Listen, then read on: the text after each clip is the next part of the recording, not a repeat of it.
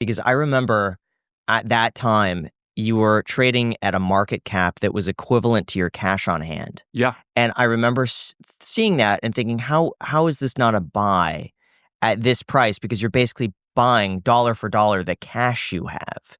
Yeah. How does that make any sense? I don't know if it was an overreaction as much as sort of us having to build trust with a new set of investors. And I felt like we had to do this when we were a private company.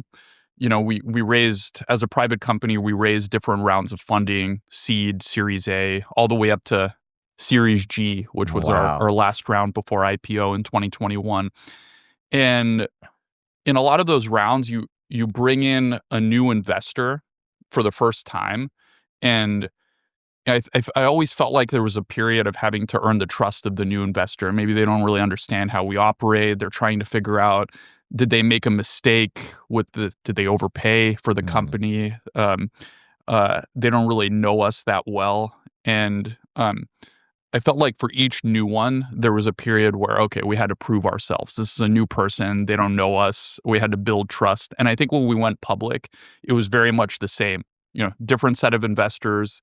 You had the hedge funds, you had the long onlys, you had retail, which for Robinhood is a big chunk. But you'd think we always have retail, but no, as a private company, we didn't have any retail, so that was new for us.